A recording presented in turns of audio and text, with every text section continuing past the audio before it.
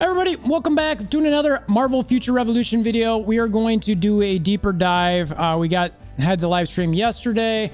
Now we got the detailed notes yesterday as well. So we're going to take a look at those, give some more look at that, as well as some commentary. If you're new to the channel, check out Discord, link in the description below. Hammer that like buttons, click notification bells, subscribe, all that sort of thing. And let's get to it. Oh, by the way, that last video had a gold giveaway on it, so make sure to check that out.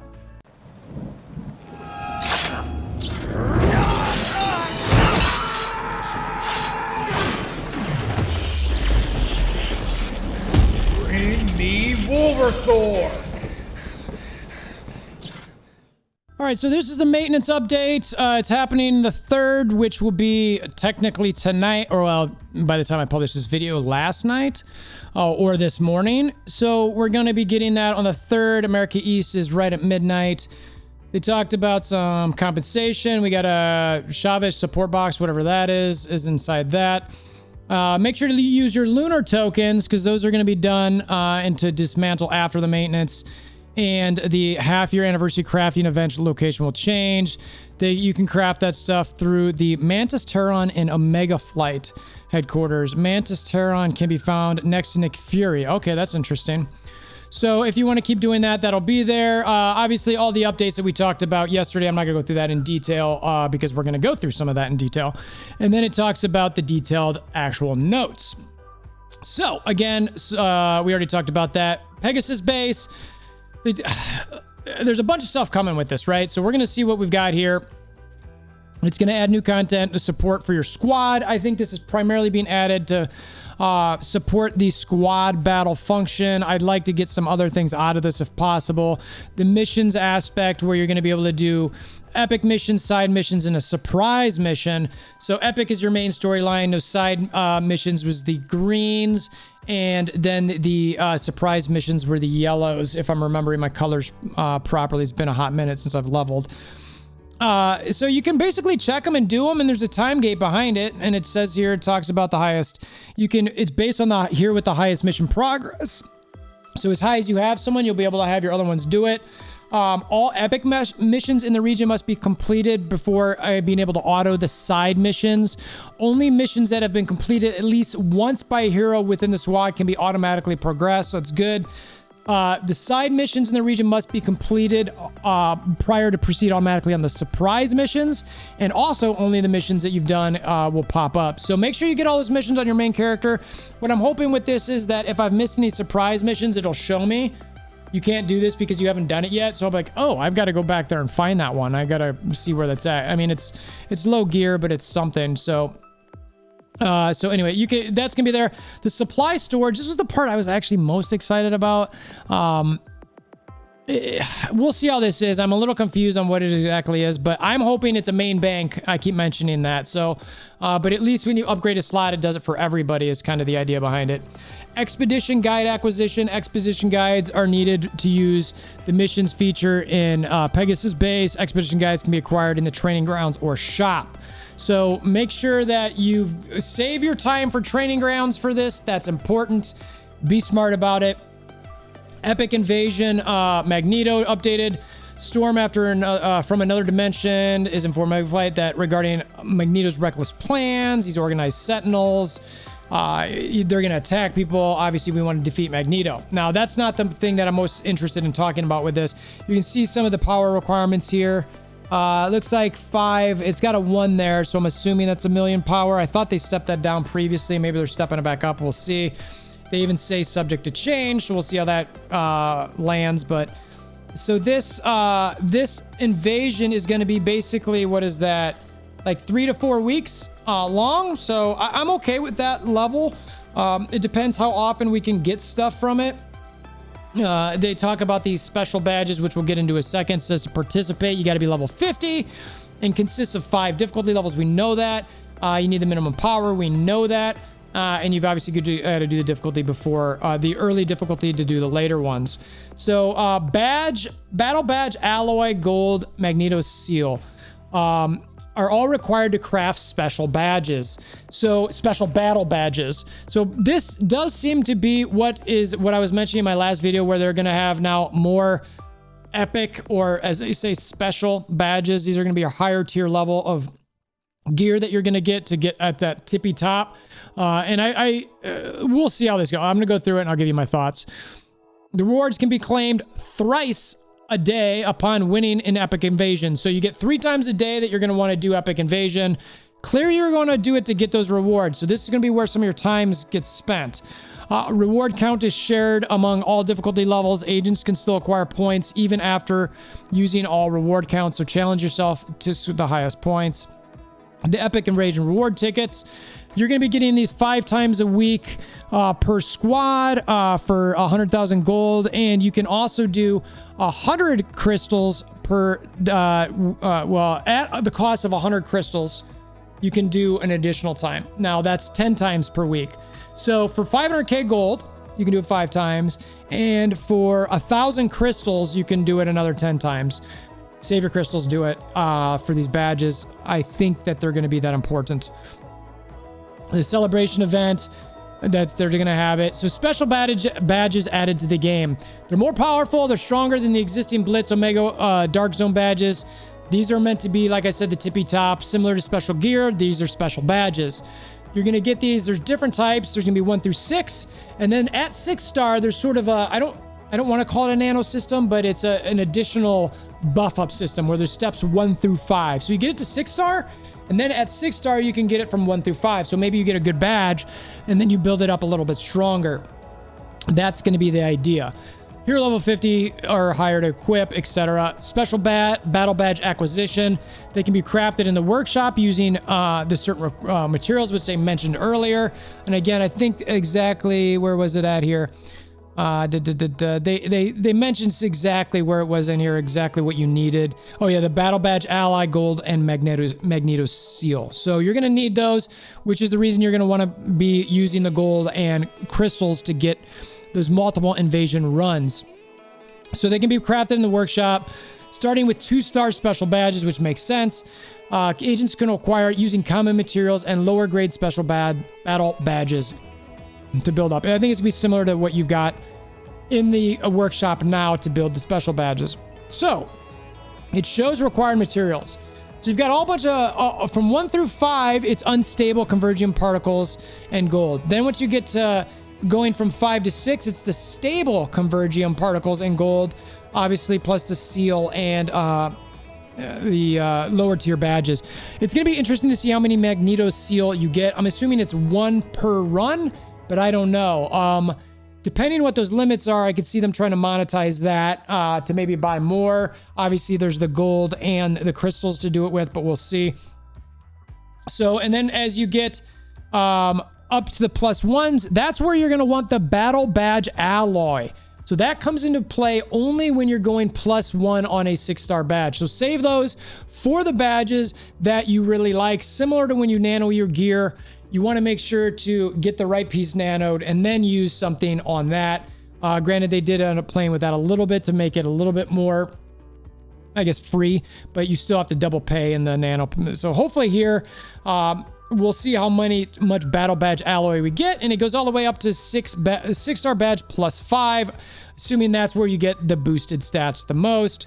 Color of core socket may change when oh my gosh. Okay, that's interesting. So I don't, oh wow. So this is interesting. So, oh man, I don't know how I feel about this. I like it, but I hate it.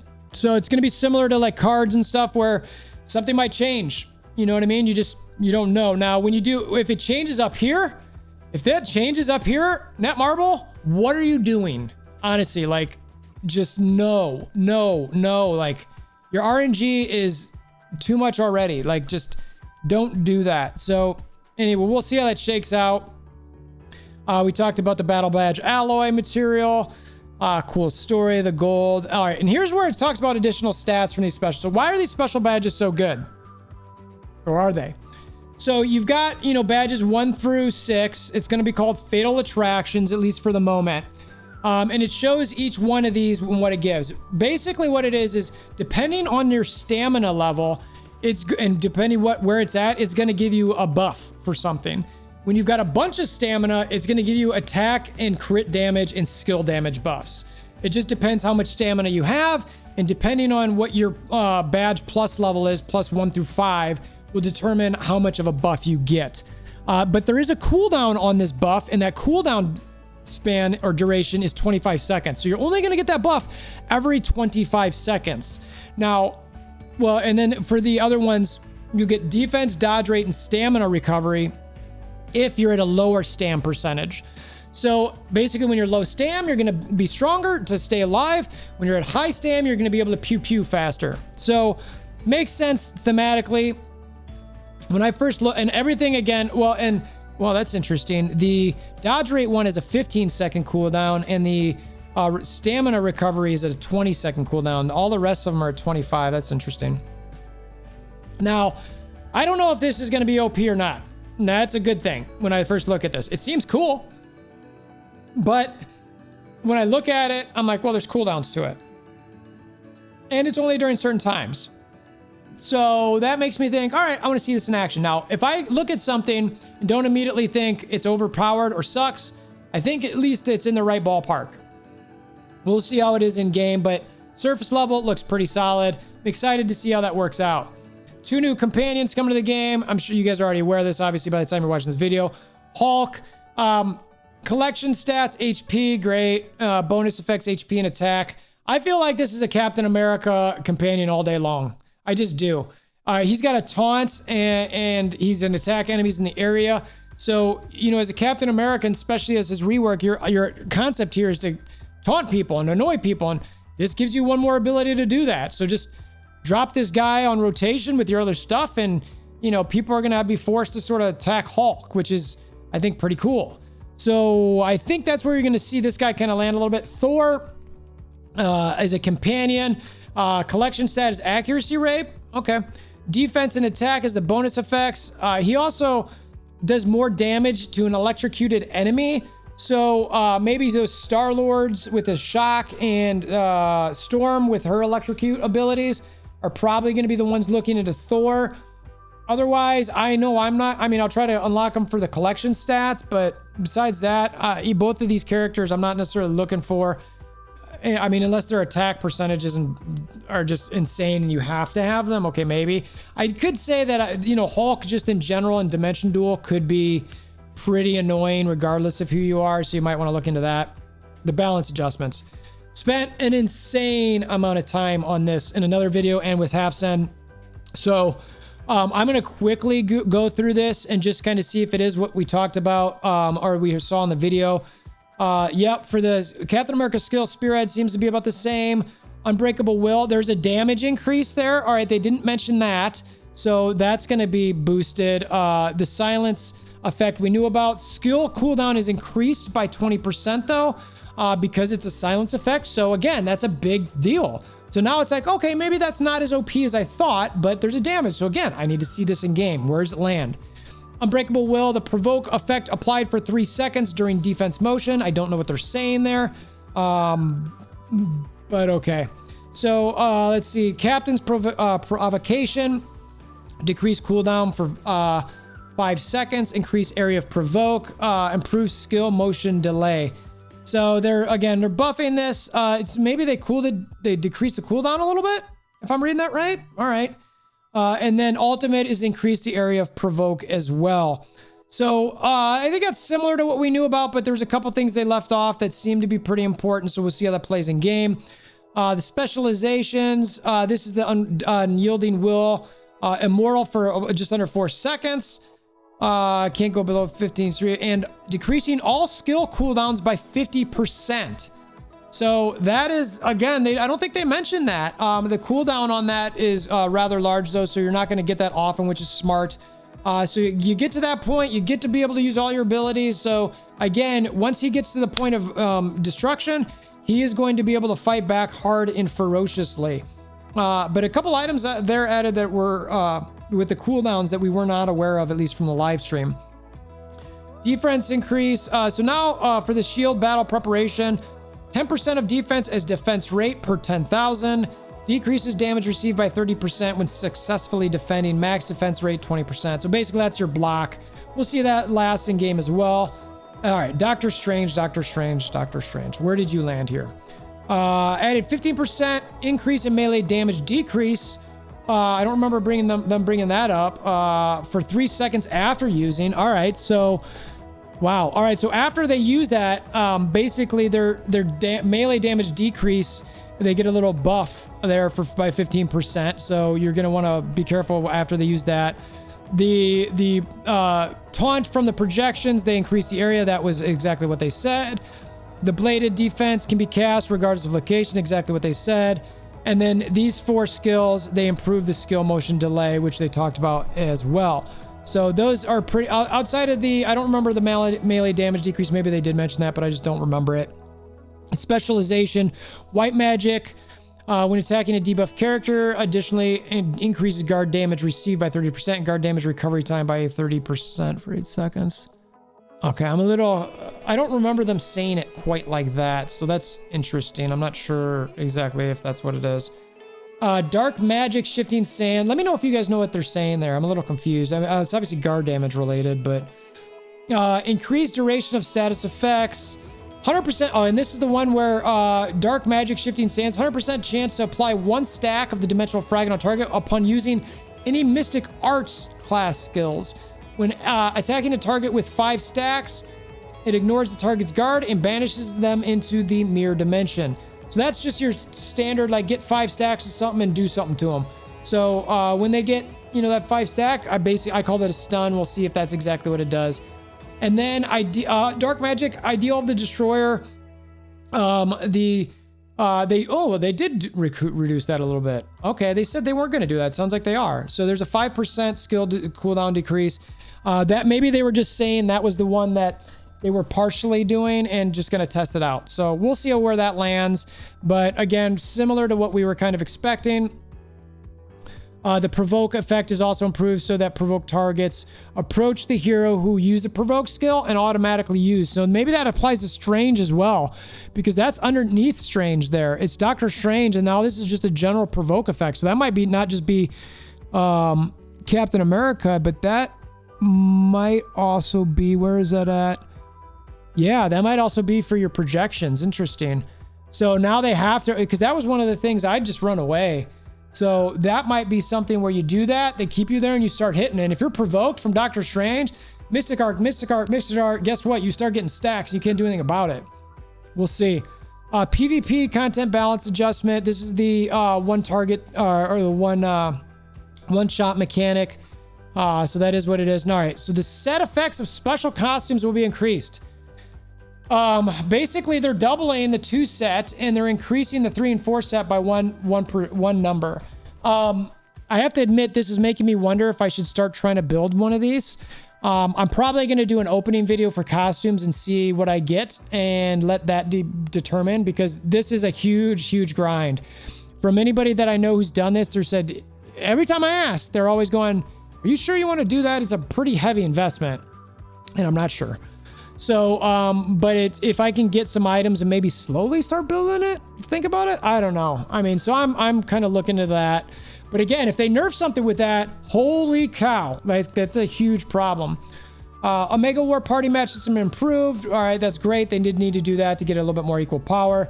Matching segment by level Omega War will be added. So let's see, what is this here? Matching segment by level for Omega War will be added. So matching segment. So okay, so they've got, all right, so this is where they got the assists here. 1,200 points per defeat and 360 points per defeat assist. So that seems decent. Actually, I don't know what the battle point is. Is that just like your crystals? That's probably what the crystals are. All right, and it looks like they have different tiers for your levels, which makes sense.